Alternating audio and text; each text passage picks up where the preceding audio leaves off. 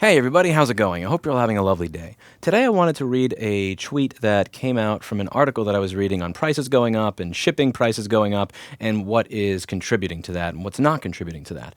To be clear, I'm not a professional political pundit, I'm not a professional economist, I'm not a professional shipping person. I'm a dude that fixes MacBooks on camera from time to time and to be honest nowadays just kind of drives around the US wearing douchey sunglasses. That's right, I got new ones. I like these. That in mind, let's read this. So this says, one of the reasons prices have gone up is because a handful of companies who control the market have raised shipping prices by as much as 1,000%. It's outrageous, and I'm calling on Congress to crack down on them. Now, when you say controlling the market, you're kind of assuming that there's not really competition in that market. That's kind of what's getting implied. So I thought I would read this from a report that was done by the Federal Maritime Commission that was released about a week or a week and a half ago. Again, I am not an expert when it comes to shipping, but these people seem to know more than me, so let's see what they have to say. So this is from May 31st, 2022. Now, when we scroll to page 4, fact-finding conclusions, I will read the following.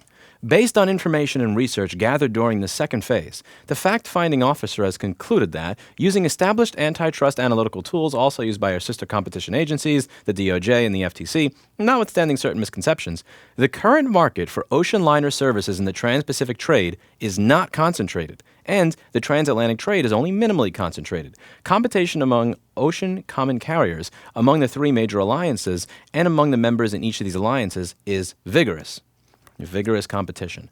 The market for ocean services remains highly contestable, particularly in the trans-Pacific trade. Finally, the fact-finding officer concludes that although certain ocean transportation prices, especially spot prices, are disturbingly high by historical measures, those prices are exacerbated by the pandemic, an unexpected and unprecedented surge in consumer spending, particularly in the United States, and supply chain congestion, and are the product of market forces of supply and demand.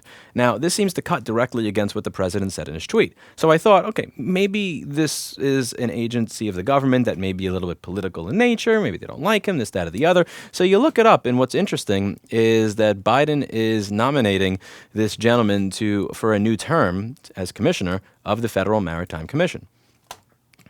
And the place that's pretty much saying the exact opposite of what it is that he's saying on Twitter. You see, these are two separate things. Controlling the market is a completely separate from shipping prices going up. Prices can go up without the market particularly being controlled as a result of market forces. And this kind of goes back to what I had said, last year on this, like right around the same period of time, there was a tweet. Again, I very rarely use Twitter because Twitter really is a great way to drive yourself insane.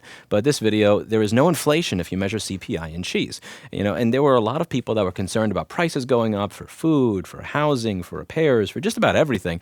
And instead of coming out there and saying, okay, listen, we see this is happening. Here's what we're going to do to try to address it. It's going to suck for a little bit, but here's what we're going to do to try to fix this.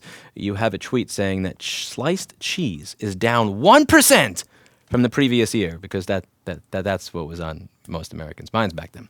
And it's one of those things where I think if you were just open and honest with the public and said, listen, there was an unprecedented amount of bond purchasing. There was an unprecedented amount of COVID stimulus, a lot of it before I got in office, some after I got in office just to make sure the economy kind of, didn't falter completely.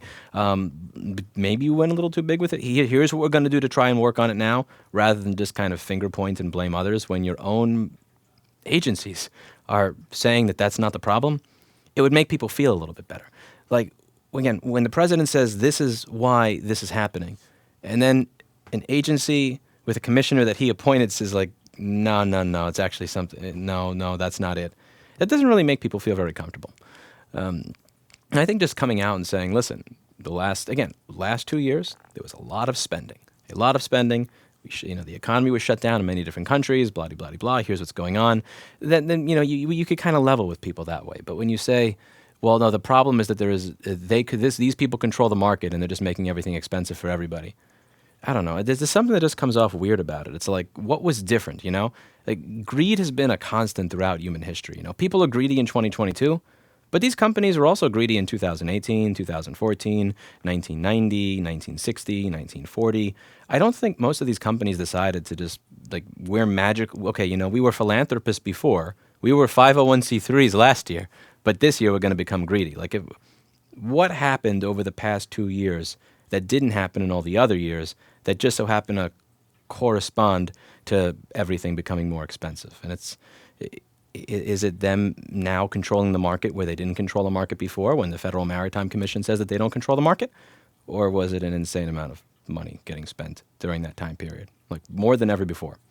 Something to think about. And again, it's just one of those things. This is one of the things I try to do with my own company, with my own customers, with my own employees. If we're going through a shitty time, if there's something shitty we have to do, I'll try to say, listen, this is going to suck. Here's why this sucks. I'm sorry. It's screwed up. Here's what we're going to do to try to fix it. Like, let's work together. Like, I don't look them in the face and say that, like cheese is 1% cheaper this year. Anyway, let me know what you think in the comments down below. That's it for today. And as always, I hope you learned something. Kind of wondering if I should put these on at the end of every video now. I can't get used to this. I just look like such a douchebag. But maybe that's a good thing. Maybe that should be the new look. Maybe the look finally matches the character now. Let me know what you think in the comments down below. See you in the next one.